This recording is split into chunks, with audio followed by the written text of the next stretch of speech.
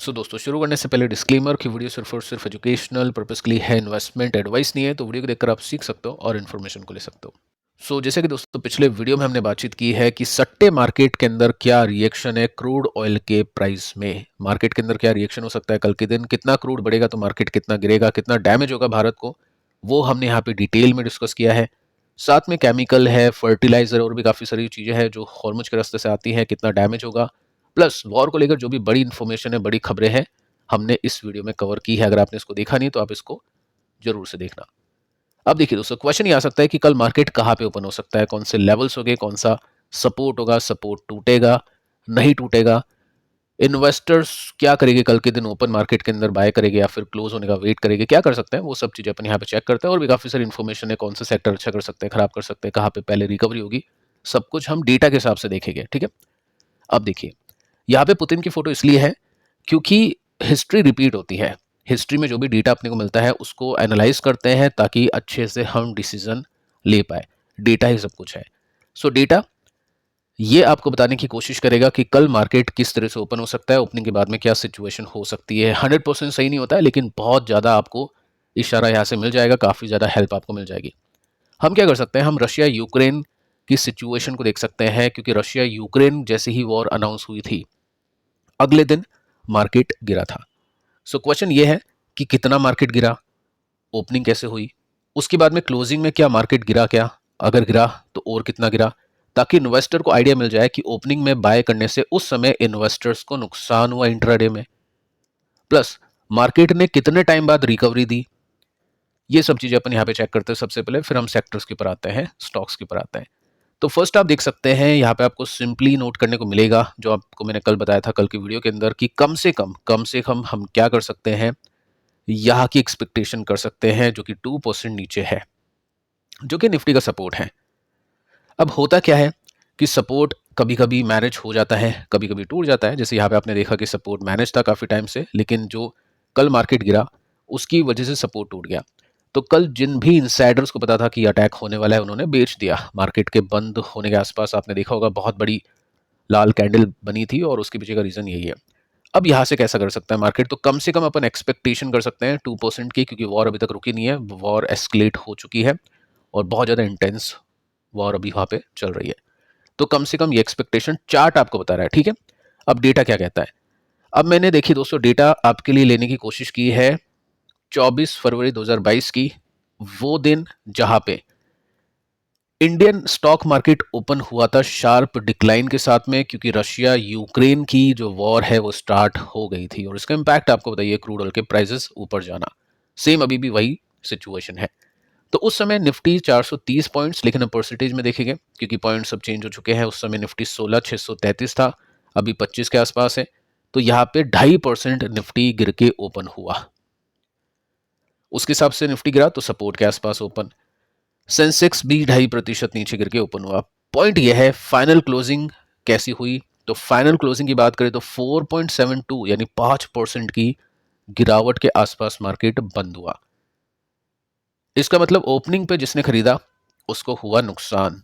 तो यही मैं आपको समझाने की सिखाने की कोशिश कर रहा हूं कि जब भी प्राइस गिरता है उतावले नहीं होना चाहिए। इन्वेस्टर को उतावलापन थोड़ा सा नुकसान दे सकता है। शांति से देखना चाहिए कि प्राइस कहाँ पे सेटल हो सकता है। हो सकता है कल प्राइस सेटल हो ही ना, हो सकता है परसों भी ना हो। तो ये टाइम है शांति से देखने का चीज़ों को कि किस तरह से चीज़ें प्ले होती है। और आपका जो भी गन पाउडर है उसको तैयार रखना, यानी जो भी कैश है उसको रेडी रखना इन्वेस्टर्स को, अभी यही एक काम है। इसी वजह से इन्वेस्टर्स अभी के समय क्या कर रहे थे, डेट फंड में इन्वेस्ट करे थे। मैं आपको बता रहा था banking, PSU, liquid, gold, silver, ये सब चीज़ें अभी चल रही थी। तो उसकी बेसिस पे अगर इन्वेस्टर्स ने काम किया है तो उनके पास में ऑप्शंस है।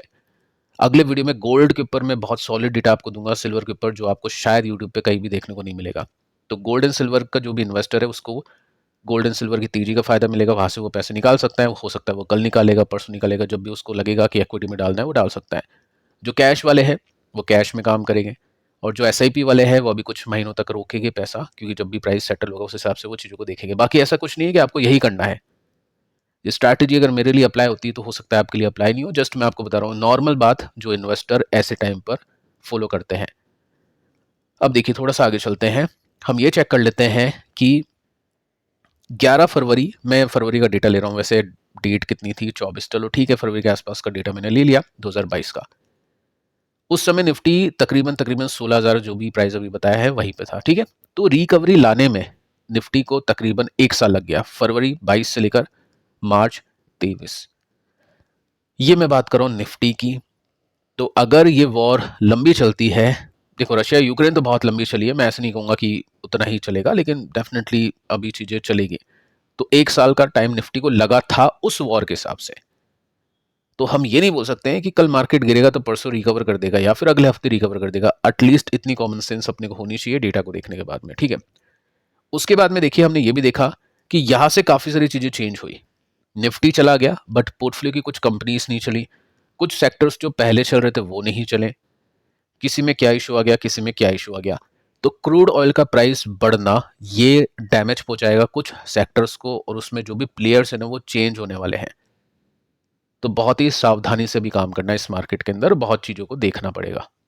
सो ये तो दोस्तों आपको पता चल गया कि मार्केट कितना गिरा था ऐसी वॉर में, और ओपनिंग के बाद में और गिरा, रिकवरी कब आई, कैसा हुआ, क्या हुआ, ठीक है। अब उसके बाद में अपन ये देखते हैं कि किन सेक्टर्स को नुकसान होगा, जिनके स्टॉक गिरेंगे, कौन से सेक्टर्स ऊपर आएंगे। ये तो आपको यूट्यूब पे चलो कोई भी बता देगा, लेकिन क्वेश्चन ये है कि कौन कौन से स्टॉक्स गिरेंगे, लेकिन जब रिकवरी आएगी तो उनमें सबसे पहले रिकवरी आएगी।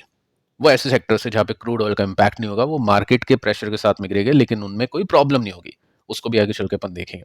तो फर्स्ट अपन ये देखते हैं कि कौन कौन से स्टॉक्स गिर सकते हैं, क्योंकि क्रूड ऑयल का प्राइस इम्पैक्ट करेगा एविएशन को।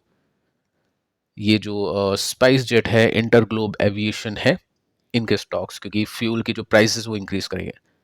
साथ में पेंट कंपनीज, क्रूड ऑयल इनके लिए कच्चा माल होता है, तो इनके लिए वापस से खराब टाइम शुरू। एशियन पेंट्स ऑलरेडी अभी काफ़ी नीचे है, बर्जर भी नहीं चल पा रहा है, एसआरएफ, यानी केमिकल कंपनीज, पेंट कंपनीज यहाँ से और भी नीचे जा सकती है और लंबे समय तक जा सकती हैं, क्योंकि क्रूड ऑयल के प्राइस अगर ऊपर रहते हैं तो फिर इनमें रॉ मटेरियल बढ़ता है, तो मार्जिन्स लॉन्गर फ्रेम के लिए कम होते हैं। ये कितना ही प्राइस इंक्रीज कर ले, एट द एंड इनको प्रॉब्लम होती ही है। एफएमसीजी जो भी पैकेजिंग होती है उसमें क्रूड यूज़ लिया जाता है। साथ में कस्टमर की जो स्पेंडिंग पावर है वो कम होगी, मार्जिन्स गिरेंगे, ये भी यहाँ पे मेंशन कर रखा है रीज़न में। ये तो देखो सबके साथ में होगा, हर एक कैटेगरी के अंदर होगा। बिल्डिंग मटेरियल से लेकर, सुई से लेकर हवाई जहाज, जितना भी प्रोडक्ट हो गए छोटे से लेकर बड़ा, सब में ये प्रॉब्लम होगी। कंज्यूमर स्पेंडिंग गिरेगी इन्फ्लेशन बढ़ने की वजह से।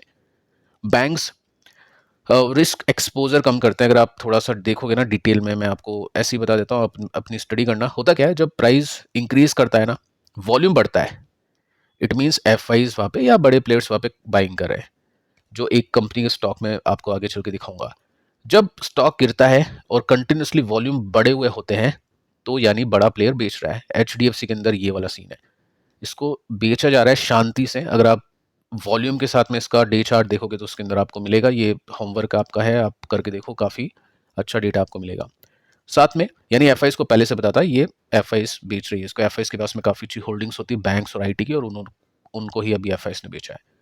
साथ में लॉजिस्टिक कंपनीज, ठीक है, लॉजिस्टिक का मतलब समझ जाओ हर एक सेक्टर के ऊपर डैमेज होगा, सब्जियों के दाम बढ़ेगी क्योंकि ट्रांसपोर्टेशन, ये सब चीज़ें चलती रहती हैं। अब कौन सा सेक्टर ऊपर जाएगा? ऑयल एंड गैस, कितना ही कमा लोगे, लेकिन चलो ठीक है ये ऊपर जाएगा। उसके बाद में रिलायंस इंडस्ट्रीज, मुझे नहीं लग रहा ऊपर जाएगा, लेकिन चलो यहाँ पे मेंशन कर रखा है, क्योंकि क्रूड ऑयल का बेनिफिट इसको मिलेगा, प्राइजेस आगे शिफ्ट कर सकता है। लेकिन इसके पास क्रूड ही नहीं है, अब इसके पास बहुत सारी चीज़ें हैं, रिटेल बिजनेस है इसका, टेलीकॉम बिजनेस है इसके पास में, और भी काफ़ी सारे बिजनेसेस हैं। इसके बाद में डिफेंस, हाँ यहाँ मैं मानता हूँ कि यहाँ पे तेजी आ सकती है, क्योंकि वो जो हथियार यूज़ कर रहे हैं, तो यूज़ करने के बाद में हथियारों की कमी पड़ती है, तो ऑर्डर्स मिलते हैं इंडियन कंपनीज को, तो यहाँ पे कुछ इंडियन कंपनी से डिफेंस वाली वो चल सकती है, ठीक है, ये कंपनीज चल सकती है। क्वेश्चन ये बनता है कि इन्वेस्टर क्या करे। देखो अगर ये कंपनी चल गई कल के दिन, तो इसका मतलब किसी ने बाय किया है, तो मोमेंटम वाले कल ही बाय कर लेंगे, क्योंकि अगर वॉर चलती है कुछ हफ्तों तक, तो कुछ हफ्तों तक यहाँ पे प्राइस एक्शन अच्छा हो सकता है। तो ये ट्रेडर्स के लिए बहुत इंपॉर्टेंट है ये सेक्टर, ट्रेडर तो कल ही बाय कर लेगा। प्रेसियस मेटल, यानी हम बोल सकते हैं जो महंगे मेटल आते हैं, गोल्ड एंड सिल्वर के ईटीएफ्स, यहाँ पे कल तेजी आने वाली है। डिटेल में आगे चल के अपन बातचीत करेंगे, बाकी शॉर्ट में बता देता हूँ, कल ही ट्रेडर बाय कर लेगा, क्योंकि ट्रेडर को प्राइस मिलेगा ऊपर, हो सकता है 5, 2, 3, 4, 10 जो भी मिलेगा वो ट्रेडर उसमें खरीद लेगा, ठीक है, क्योंकि वो ट्रेडर को पता है कि यहाँ पे मेरे को गेम खेलना है और शॉर्ट टर्म के लिए गेम खेलूंगा, क्योंकि जब तक ये वॉर चलेगी जब तक इसको रखूंगा, उसके बाद में इसको निकाल दूंगा। तो ये कल ही बाय हो जाएगा, बाकी जो समझदार लोग थे वो पहले बाय कर चुके हैं, और जो वेट एंड वॉच कर रहे थे चीज़ों को देखने के लिए वो भी समझदार ही एक्चुअली, तो वो कल बाय करेंगे। बेवकूफ़ वो हो गए जो इनको ऑल टाइम हाई जाने के बाद में खरीदेंगे। ठीक है, बुरा मत मानना, जो भी फैक्ट है वही जस्ट मैं आपको यहाँ पे बता रहा हूँ। अब देखिए क्वेश्चन ये बनता है कि ये जो सेक्टर से जो चलेगी गिरेगी वो तो चलो ठीक है, नॉर्मल है, आपको पता है। क्वेश्चन ये बनता है कि मार्केट जब गिरता है तो इन्वेस्टर ऐसे में क्या खरीदता है? खरीदने में तो दोनों सेक्टर्स में से कुछ खरीद लेगा। खरीदना मतलब वो होता है कि मार्केट गिरा, स्टॉक्स नीचे गए। लेकिन जैसे मैंने आपको बताया कि काफ़ी सारे स्टॉक नीचे रह गए, लेकिन कुछ स्टॉक्स ऊपर चले गए निफ्टी के साथ में। तो वो जो कुछ स्टॉक्स हैं, वो कौन से कुछ स्टॉक्स हैं? वो देखिए दोस्तों, ऐसे स्टॉक्स हैं जिनके मोमेंटम में अभी ताकत है, जिनमें एफआईज अभी इन्वेस्ट कर रही है और जिनको क्रूड ऑयल के प्राइस से या फिर वॉर से कुछ खास लेना देना नहीं है। मोमेंटम अभी कहाँ पे है? सरकारी बैंक्स के अंदर, डेटा सेंटर के अंदर। ठीक है, तो ये जो बैंक्स है ये क्या गिरेगे? क्या डेफिनेटली गिरेगे मार्केट के प्रभाव में, लेकिन एक्चुअल जो प्रॉफिट है इनका वो क्या कम होगा क्या क्रूड ऑयल प्राइस बढ़ने से? नहीं होगा। इनके ऊपर अभी बहुत अच्छे हेडविंड्स है, यानी पावर इनके पास में कि प्रॉफिट अच्छे आ रहे हैं, एनपीए कम हो चुके हैं, वैल्यूएशन रीरेट हो रही है, सब कुछ है इनके पास में। तो क्रूड ऑयल का एक्चुअल बेनिफिट नहीं, जो भी डिसएडवांटेज है वो उसको नहीं मिलेगा, क्योंकि आगे चल के प्रॉफिट वैसे ही बढ़ने वाले हैं। थोड़ा सा ऊपर नीचे हो जाएगा, सरकार का स्पेंड कम हो सकता है अगले बजट में, लेकिन सरकार ने तो अभी का बता दिया, तो लोन्स वगैरह देंगे। तो होगा क्या कि यहाँ पे मोमेंटम हो सकता है कंटिन्यू रहे, ये जो ड्रॉप्स है वो आप शायद देखो, लेकिन एक्चुअल जो मोमेंटम है इनके नंबर्स के हिसाब से चलेगा। क्वार्टर 4 में इनके नंबर्स अच्छे आने वाले हैं, तो यहाँ पे गेम खेलेंगे इन्वेस्टर्स जब भी स्टॉक नीचे मिलेगा, सपोर्ट या जो भी देखेंगे उसके हिसाब से। सेकंड मैंने आपको बताया डेटा सेंटर, लेकिन उससे पहले चलो ये देख लो, आप एफ आईज भी यहाँ पे बाइंग कर रही है, 9 9 10, और डी आईज का भी आई थिंक बाय यहाँ पे चल रहा है। एस बी आई की बात कर रहा हूँ, ठीक है। अब देखिए पैटर्न आपको दिखाएगा कि यहाँ पे बाइंग हुई है, स्टॉक ऊपर जा रहा है, यानी बड़े प्लेयर यहाँ पे गेम खेल रहे हैं। डेटा आपको वैसे देखोगे ना तो एफ ने माइनर सा बेचा है, लेकिन शायद अभी का डेटा आप देखोगे जब अभी ये डील हुई इसके साथ में, जो रैक है उसको प्रोवाइड करने के लिए कंपनी के साथ में, तो उसकी वजह से हो सकता है एफ ने लिया हो। सो मैं ऐसे नहीं कह रहा हूँ इसको खरीद लो, जस्ट मैं आपको एग्जाम्पल दे रहा हूँ कि ऐसी कंपनीज जो मार्केट के साथ में गिरे लेकिन एक्चुअली उनके प्रॉफिट बढ़ने वाले हैं अगले कुछ क्वार्टर्स में, वैसी कंपनीज में पहले रिकवरी होगी। अब वो ये दो सेक्टर्स भी हो सकते हैं, तीसरा आपको भी पता होगा, चौथा आपको पता हो सकता है, तो वो सब उसी कैटेगरी में मानना है।